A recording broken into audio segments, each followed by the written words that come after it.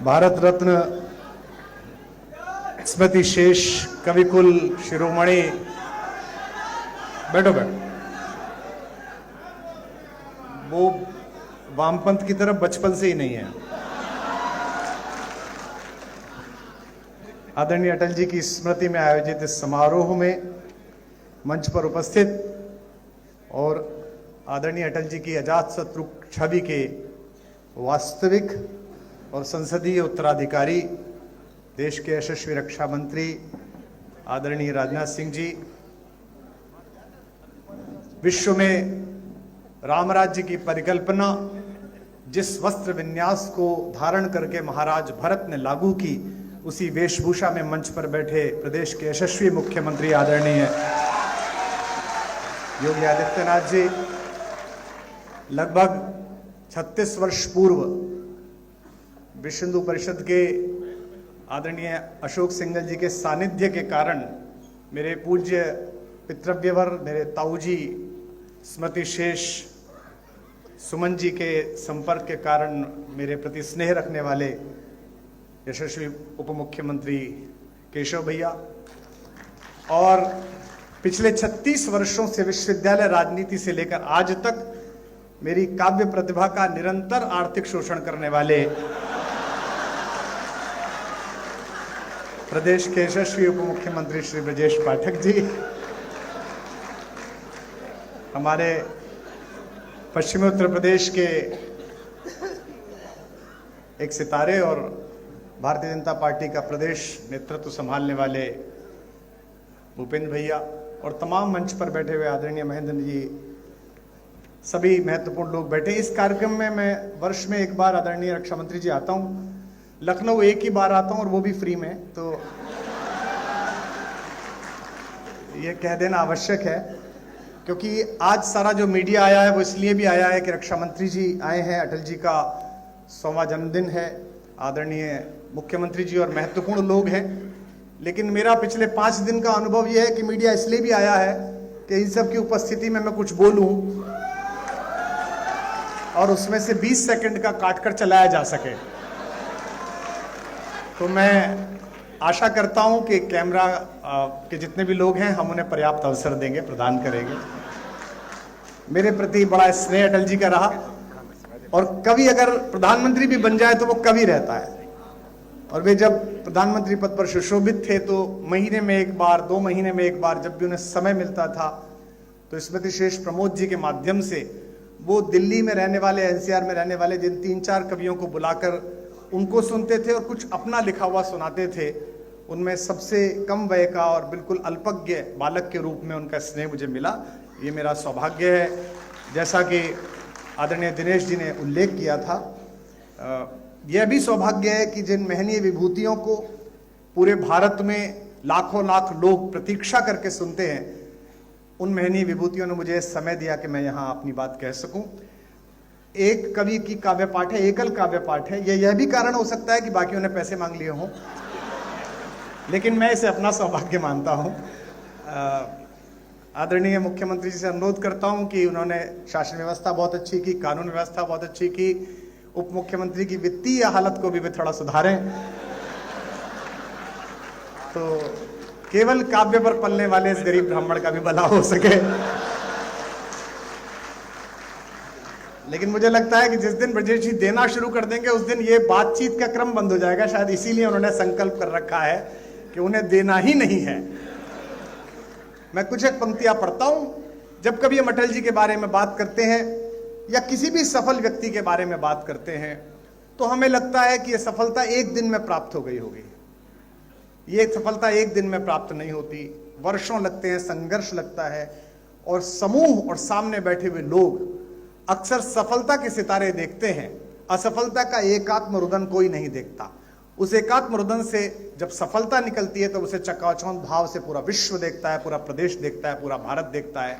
अटल जी भी उसी सफलता के मानक पर चढ़े और मंच पर जो लोग बैठे उन्होंने भी यही सफलता प्राप्त की। इस कार्यक्रम में एक अनुभव मुझे बार बार ऐसा भी होता है, जब भी भाषण होते हैं, विशेष रूप से भूपेंद्र जी का जब भाषण होता है तो मुझे लगता ही नहीं कि ये कवि सम्मेलन है। मुझे लगता है थोड़ी देर बाद भूपेंद्र जी सदस्यता की पर्ची लेके मेरे पास भी आ जाएंगे और अरे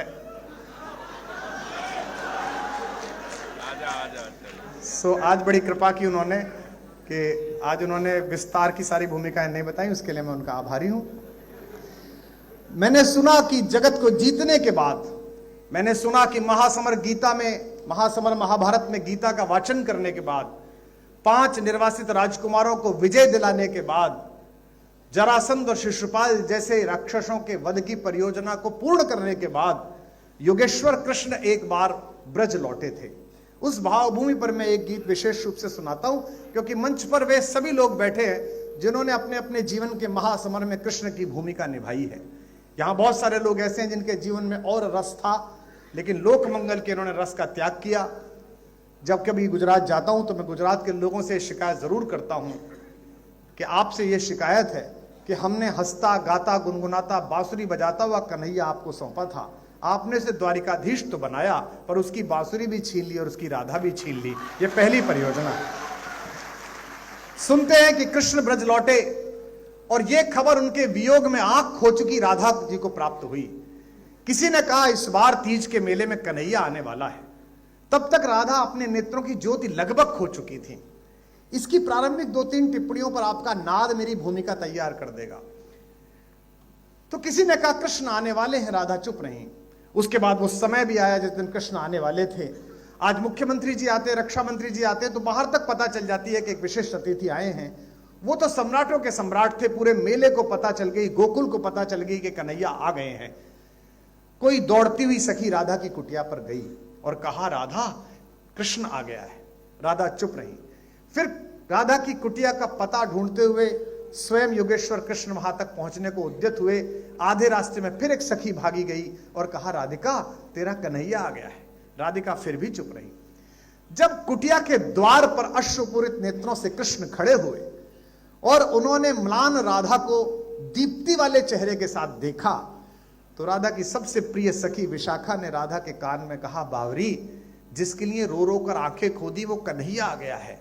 राधा ने जो उत्तर दिया वो मेरे गीत की भूमिका है। आपकी ध्वनि बताएगी कि आपको भूमिका कैसी लगी। कहा कि कन्हैया आ गया है। राधा ने कहा जगत भर आया है, जब बाह भर आ जाएगा तो मान लूंगे क्या आ गया है। ये सभी सफल लोग अपने शयन कक्षों तक जगत भर पहुंचते हैं, बाह भर नहीं पहुंचते। जमाने भर की चिंताएं रहती हैं। हम सब जो लोग अंतरंगता के व्रत में आते हैं, हम सब जानते हैं कि देश की रक्षा सीमाओं की सुरक्षा के लिए दिन रात उद्यत रक्षा मंत्री जी किस मानसिकता में पिछले 1 वर्ष से काम कर रहे हैं। हम सब जानते हैं, परिवार के सदस्य होने के कारण जानते हैं, लेकिन उनकी दृढ़ता में, उनके चाल में, उनके संकल्प में, उनकी वाणी में जरा कंपन आप अनुभव नहीं कर सकते। किसी ने कहा कि तेरे पास तक आ गया है। अब थोड़ा और गंभीर हो जाइए, अच्छा सुनना है आप। पहुंचकर कृष्ण ने कहा राधिका मैं तेरा कन्हैया। राधा ने सिर पर हाथ फिराया और कहा, इस पंक्ति को आप पकड़ लेंगे तो मैं जान जाऊंगा। कहा कृष्ण की प्रेमिका की कुटिया में तुम्हारा स्वागत है द्वारिकाधीश। कृष्ण का कैसी बात करती है, मैं तेरा कन्हैया, द्वारिकाधीश क्यों कहती है। थोड़ा और जागे पीछे के लोग। राधा ने कहा हां द्वारिकाधीश, मैंने भी यही सोचा कि मेरा कान्हा आ गया है। मैंने आपके सिर पर हाथ फिराया तो ये सोचा कि मोर पंखों से मेरी उंगलियां छुएंगी, लेकिन सम्राट के मुकुट में निकली हुई किरचों से मेरी हथेलियां कट गई हैं। द्वारिकाधीश तुम्हारा स्वागत। कृष्ण ने राधा का हाथ पकड़ा और अपने हृदय पर रखा और कहा अनुभव कर इस हृदय की गति को। मैं तेरे लिए गीत गोविंद गाने वाला तेरा कृष्ण। झटके से हाथ छुड़ाकर राधा ने जो कहा, फिर और हाथ खुलेंगे शायद आपके तालियों में। राधा ने कहा हां द्वारिकाधीश, मैंने आपके हृदय पर हाथ यही सोचकर लगाया था कि वन फूलों की मालाएं मेरे हथेली से लगेंगी, लेकिन आपके गले में पड़ी हुई मणियों ने मेरी हथेलियों पर किरच डाल दी हैं। आपका स्वागत है द्वारिकाधीश। आखिरी टिप्पणी और गीत आ रहा है, इसे स्वीकार करिएगा। गीत की अगवानी में अपने हाथ उठाइए। हाथ पकड़कर कहा इस हाथ को अनुभव कर, इसी से मैंने मुरली बजाई। हाथ छुटाकर राधा ने कहा हां द्वारिकाधीश, मैंने आपका हाथ यही सोचकर थामा था कि इसमें मुरली का स्पर्श होगा, लेकिन शिशुपालों की गर्दन उड़ा देने वाले चक्र को धारण करते करते आपकी उंगलियों में गड्ढे पड़ गए हैं। आओ द्वारिकाधीश तुम्हारा स्वागत। कृष्ण ने कहा कि मेरे लिए क्या है, मैं तेरे लिए गीत गाना चाहता हूं। राधा ने कहा कि नहीं, अब जाओ दुनिया को गीता सुनाओ, महासमर में लोगों को विजेता दिलाओ। मैं जिस प्रेम में थी उसमें आनंद में हूं। बस आखिरी बात कह रहा हूं, फिर गीत सुना रहा हूं। कृष्ण बनने की पहली शर्त यह है कि हम सबको अपना गोकुल, अपनी राधाएं, अपनी बांसुरियां छोड़कर आनी पड़ती हैं। पहली बार ये गीत शायद हिंदी में या किसी भाषा में हुआ है। कुछ लोग रो रहे हैं, जिनकी आंखों में आंसू हैं। लोग मुझसे अक्सर पूछते हैं कि आपको सरकारी सम्मान नहीं मिले। पिछली सरकारें तो दे भी नहीं सकती थी, उनकी तो भारतीय यश की दूसरों के लिए ही थी। लेकिन मैं ये मानता हूं कि इतने महनीय श्रोता सुने और इतने महनीय श्रोता रो पड़े, ये किसी भी बड़े सम्मान से कम बात नहीं है। इसके लिए आभार करते हैं। सुनिएगा, गीत सुनाता हूं कि कृष्ण क्या कह रहे हैं। आप सब भी गुनगुनाइए और गाइए। मंच का विशेष आशीर्वाद स्नेह चाहता हूं। सुनिएगा, कृष्ण ने राधा से कहा कि मथुरा छूटी छूटी द्वारिका। बस थोड़ा आनंद के साथ सुनिएगा। मैं जानता हूं कि कुछ उत्साही आप सब लोग भी हैं, लेकिन इस समय महफिल कैसी है, सामने लोग कौन है। महफिल का शहसवार फकत नाखुदा नहीं, महफिल में बैठने का सलीका भी चाहिए। तो मथुरा छूटी, आप सब जानते हैं कि जब खुले मैदान में कोई अखाड़ा होता है तो मेरी भाषा क्या होती है। लेकिन यहां वे लोग बैठे हैं जो मानक लोग हैं, जिनका मैं बहुत आदर करता हूं और जिनका मेरे प्रति अहेतुक स्नेह है। उन सब के प्रति मैं जानता हूं आदरणीय मुख्यमंत्री जी का, आदरणीय रक्षा मंत्री जी का और मंच पर बैठे तमाम महनीय लोगों का मेरे प्रति बड़ा प्रेम है। उस प्रेम को हाजिर नाजिर जान के पढ़ रहा हूं कि मथुरा छूटी छूटी द्वारिका, इंद्रप्रस्थ ठुकराऊं। वहां कर सकते हैं, वही पेमेंट है आज। आप सब भी अब मंच से अनुरोध करूंगा कि आप लोग जरूर वहां करते हैं, जो कि पार्टी का कार्यकर्ता पहले नेता की तरफ देखता है कि नेता कर रहा है कि नहीं कर रहा है। कि मथुरा छूटी, सरकार में बहुत होता है। हमने भी दुर्भाग्य से एक बार चलाई थी। तो वो 90 के बैच का आईएएस चुटकुला सुनाता था तो 85 वाला हंसता ही नहीं था कि जूनियर पे क्या हंसना। कि मथुरा छूटी छूटी द्वारिका, इंद्रप्रस्थ ठुकराऊं। अगली पंक्ति पर वहा करना, पंक्ति पढ़ रहा हूं कि मथुरा छूटी छूटी द्वारिका, इंद्रप्रस्थ ठुकराऊं।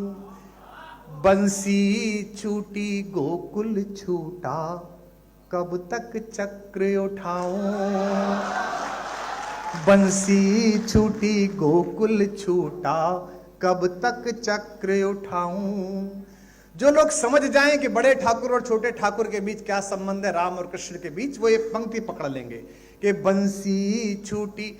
महाराज जी, हमारे ब्रज में कहानी आती है कि जब 15 वर्ष के हो गए कन्हैया और 15वें जन्मदिन पर 14वें जन्मदिन के बाद माता देवकी और वसुदेव को छुड़ाने के लिए पहुंचे कारागार में कंस का वध करके और पैर छुए, तो रास मंजरी में एक गीत आता है कि माता देवकी ने उनको जोर से एक घूंसा मारा और कहा कि बड़ा योगेश्वर बनता है, बड़ा शक्तिशाली बनता है।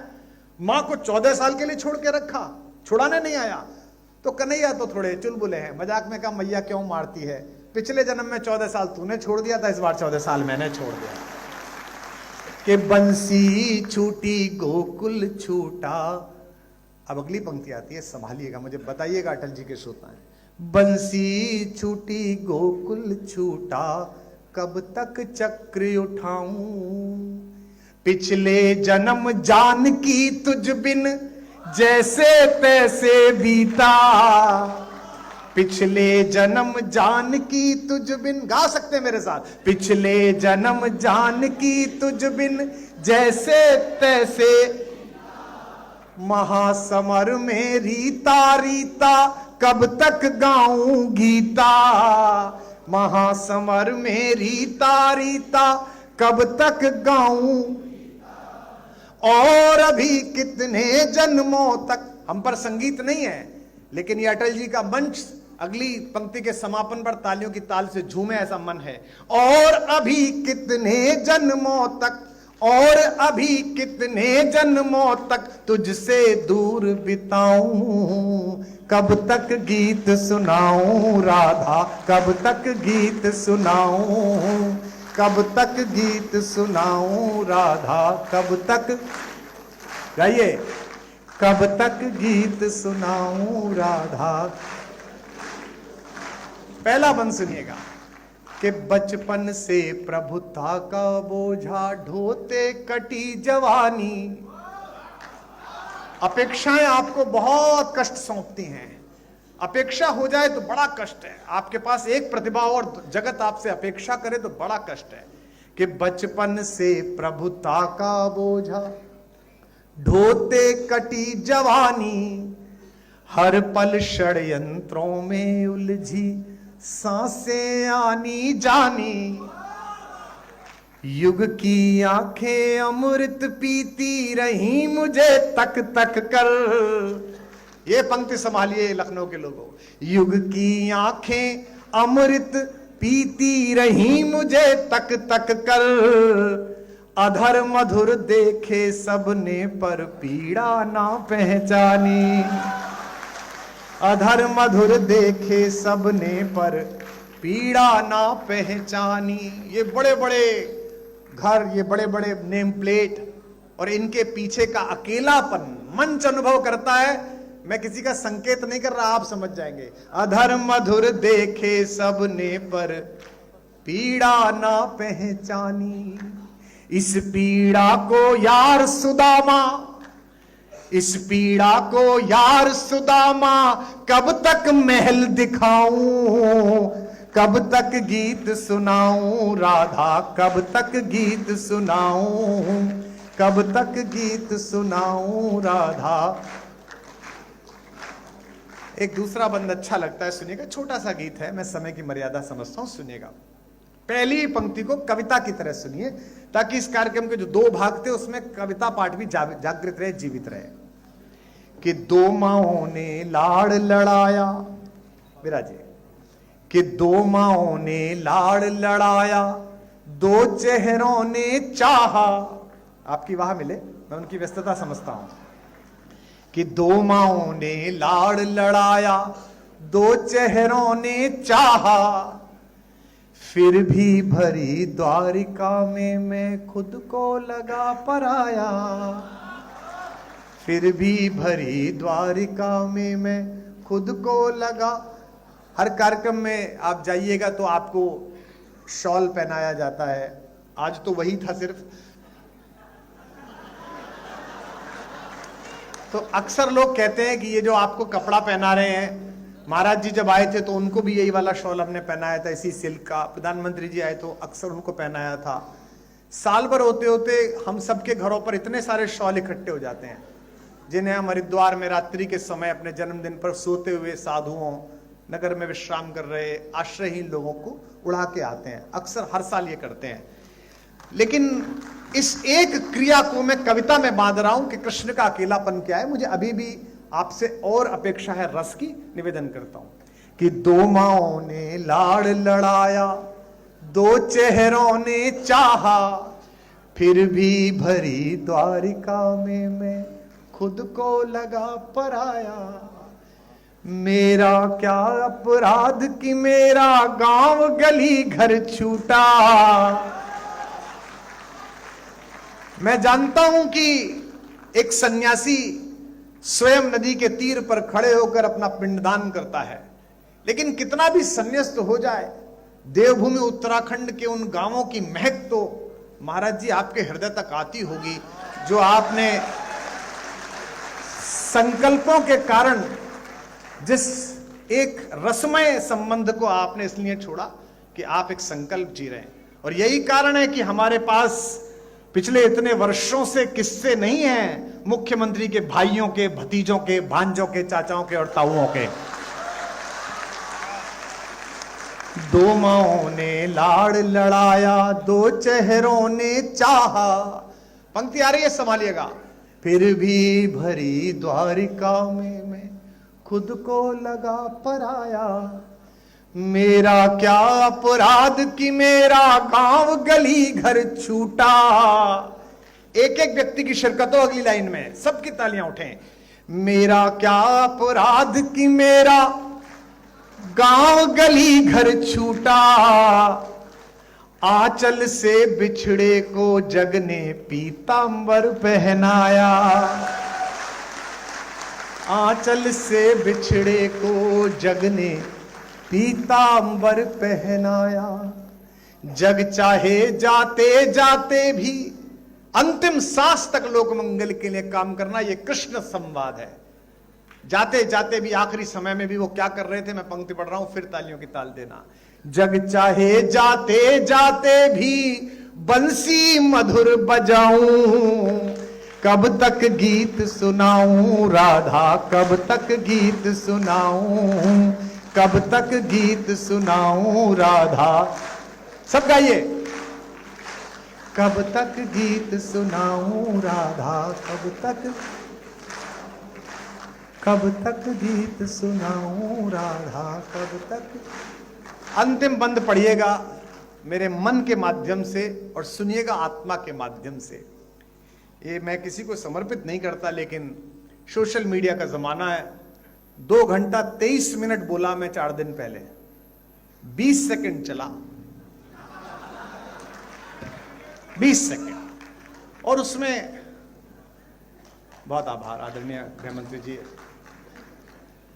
2 घंटा 23 मिनट में 20 सेकंड, एक जरा सी बात होती है और पूरा विश्व लेकर उड़ जाता है।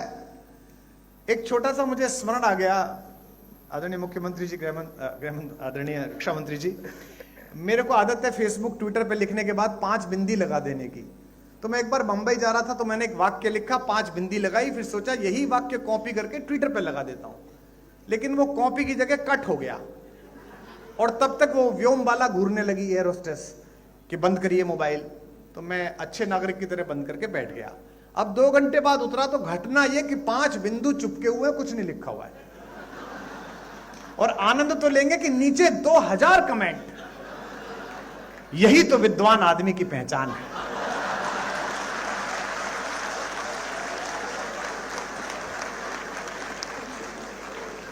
पंच तत्वों को क्या सुंदर तरीके से बताया।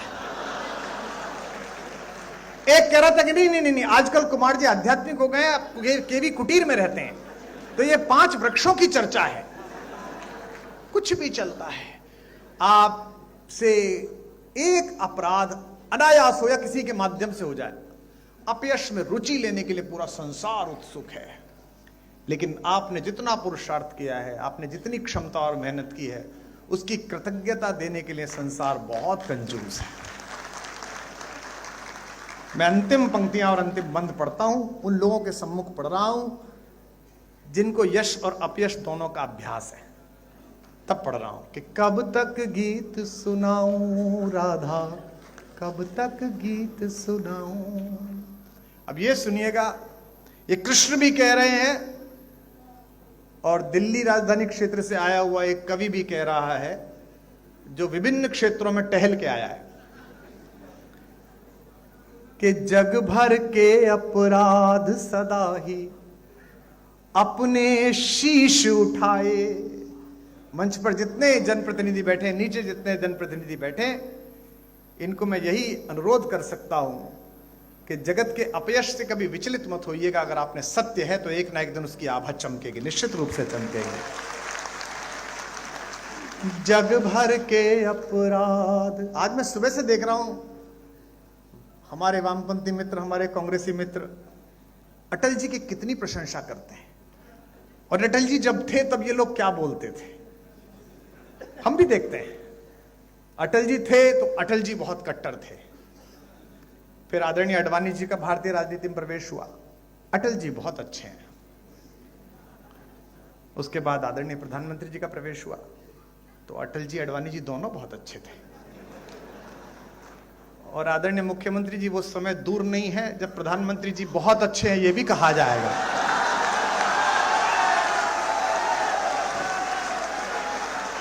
जग भर के अपराध सदा ही। कितना निर्मम जगत है, कितना निर्मम है भाई। और यह केवल भगवती कृपा से होता है, यह केवल माता सरस्वती की कृपा से होता है कि आप निष्कलंक कहीं से लौट आए। मैं अटल जी की कृपा मानता हूं, वे राजनीति में निष्कलंक अजात शत्रु रहे। मैं भी एक छोटा ओरिएंटेशन कोर्स करके अब बाहर आया। यह भगवती की कृपा थी कि मुझे देश के सर्वाधिक महनीय लोग बैठकर सुन रहे हैं, अन्यथा मैं भी दिल्ली में दारू के ठेके का हिसाब दे रहा होता। कहां है कि जग भर भाई ऐसा है, केवल आप ही को नहीं सुनना, उनको भी तो खबर चाहिए कि जग भर के अपराध सदाई। सुनिएगा, चार पंक्ति आप जीवन भर न भूल पाएंगे आज की शाम। कि जग भर के अपराध सदा ही अपने शीश उठाए। हम 10वीं में थे रक्षा मंत्री जी, इस बात से कुंठित रहते थे कि दिन रात मेहनत करने के बाद भी हमारे भी उतने नंबर आते थे जितने नकल करने वालों के आते थे। आपके आने के बाद हमारे प्रोफेसर पिताजी ने कहा, जो संघ के स्वयंसेवक है, इस बार लगा दे घुटने, अब के आ गया राजनाथ सिंह, नकल पे हो गई है नकेल, या तो तू जीतेगा या वो जीतेंगे। और हम सौभाग्यशाली है कि उस बार हमने अपना जिला टॉप करा, जो कि हमने सच्चाई से पढ़ाई की थी। कि जग भर के अपराध सदा ही अपने शीश उठाए। गाना इसको, और अगली पंक्ति पर महोत्सव कर देना। जग भर के अपराध सदा ही अपने शीश उठाए। जब तक तैयार नहीं हो जाओगे तब तक दूसरी लाइन नहीं दूंगा मैं। जग भर के अपराध सदा ही अपने शीश उठाए। रस का माखन सबने चाखा, चोर हम ही कहलाए।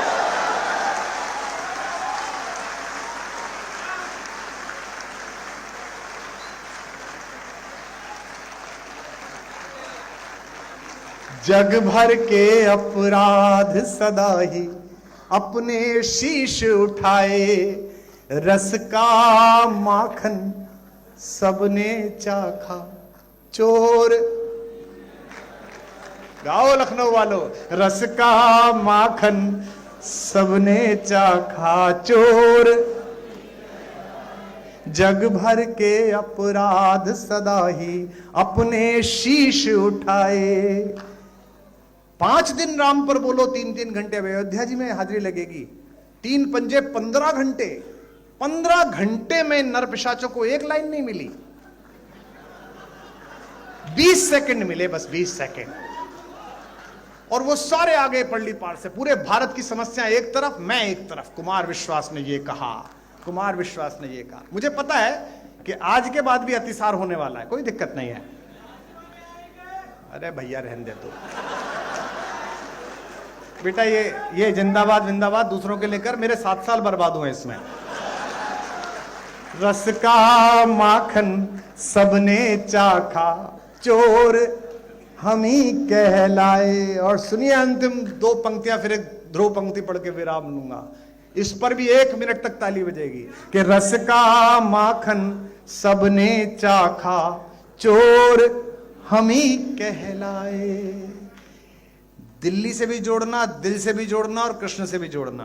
रस का माखन सबने चाखा, चोर हम ही कहलाए। युग के दुर्योधन के जब जब अहंकार को कुचला,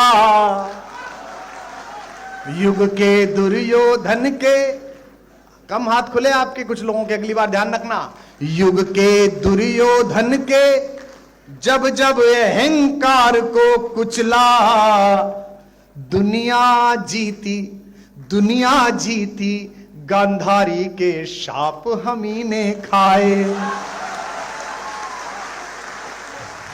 गाओ। युग के दुर्योधन के जब जब अहंकार को कुचला, दुनिया जीती, गांधारी के शाप। रस का माखन सबने चाखा, चोर। युग के दुर्योधन के जब जब अहंकार को कुचला, दुनिया जीती, गांधारी के शाप हम ही ने खाए। मूर्खतापूर्ण प्रश्नों पर ऊर्जा व्यर्थ नहीं करनी चाहिए, बहुत महत्व। हमको क्या कहते हैं, आप सब तो महनीय हैं। पिछली बार जब प्राण प्रतिष्ठा थी तो ज्यादा व्यस्तता हो गई, तो इधर से उधर जाने के लिए एक वो चार्टर कर लिया, उसकी फोटो लग गई, तो 15 दिन इसी पे पिले रहे भाई कि ये राम पर बोलते और चार्टर पे जा रहे हैं। तो मैंने कहा ये कहां लिखा हुआ है चार्टर में हराम वाले ही जाएंगे, राम वाले नहीं जाएंगे, ये कहां लिखा हुआ?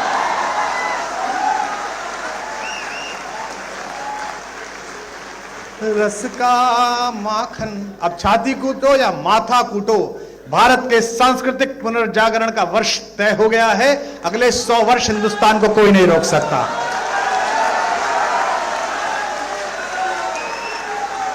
युग के दुर्योधन के जब जब अहंकार को कुचला। फिर कह रहा हूं, अपने बच्चों को रामायण पढ़ाओ, महाभारत पढ़ाओ, और इसलिए पढ़ाओ कि फायदा होगा। मुझे हुआ, मैंने महाभारत पढ़ी थी तो मुझे पता था कि मित्र अगर दुर्योधन निकल जाए तो उसके रथ से उतर के भागो, वरना कर्ण की तरह मारे जाओगे। तो इसलिए पढ़ो, चलो मत पढ़ो उस कारण से जो मैंने कहा था, इस कारण से पढ़ लो। युग के दुर्योधन के जब जब अहंकार को कुचला, दुनिया जीती गांधारी के। 36-37 वर्ष हो गए मंच पे हमें, हैं? 30 साल तुमने जो उपेक्षाएं की उसका कोई मायना नहीं। हम खुद ही लड़ते रहे, खुद ही भिड़ते रहे, अकेले बोलते रहे। आज थोड़ा सा बड़े लोगों का आशीर्वाद मिल गया, उनका स्नेह मिल गया, तो तुम्हें दर्द हो गया कि कवि इतना लोकप्रिय क्यों है। कवि लोकप्रिय नहीं है, विचार लोकप्रिय, जिसे कवि गा रहा है। युग के दुर्योधन के जब जब अहंकार को कुचला। विदा करना मुझे, मैं आपसे सवाल पूछ रहा हूं अगली लाइन में। दुनिया जीती गांधारी के शाप हमी ने खाए। लखनऊ वालों, मुझको गले लगाओ। ये कृष्ण कह रहे हैं और मैं भी कह रहा हूं, मुझको गले लगाओ या बस मैं ही गले लगाऊं। कब तक गीत सुनाऊं राधा, कब तक गीत सुनाऊं, कब तक गीत सुनाऊं राधा, कब तक गीत सुनाऊं, कब तक गीत सुनाऊं राधा, कब तक गीत सुनाऊं। बोले बाके बिहारी लाल की।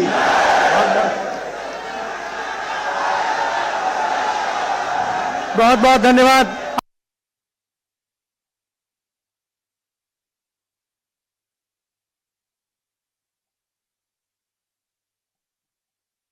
वरिष्ठ कार्यकर्ता, उनको आने में थोड़ा विलंब हो गया। सुनील शुक्ला जी कृपया मंच पर आ जाएं। सुनील शुक्ला जी मंच पर आ जाएं, मंच पर आ जाएं। पार्टी के वरिष्ठ कार्यकर्ता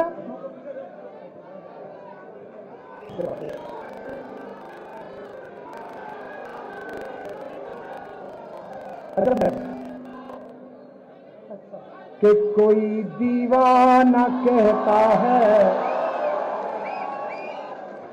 ये मैं सुनाना नहीं चाह रहा था, लेकिन आदरणीय मुख्यमंत्री जी और रक्षा मंत्री जी का आदेश है, इसलिए 4 लाइन सुना रहा हूं।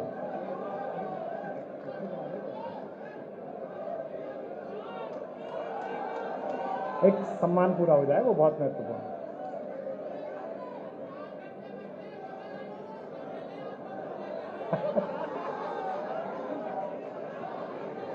रुकिए रुकिए रुकिए रुकिए रुकिए, सुनिए।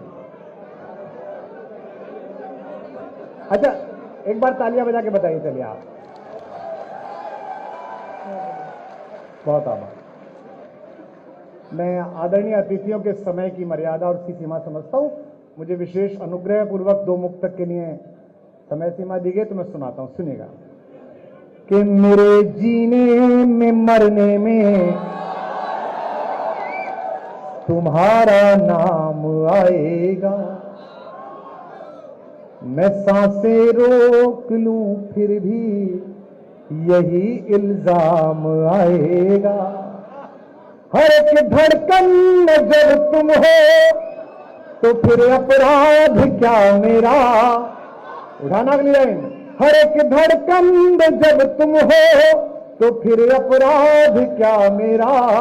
अगर राधा पुकारेगी तो फिर घनश्याम आएगा। अच्छा, सब गाइए कि कोई दीवाना कह कोई, मगर धरती की दे को बस मैं तुझसे दूर, तू मुझसे, ये तेरा। बोल सियावर रामचंद्र भगवान की।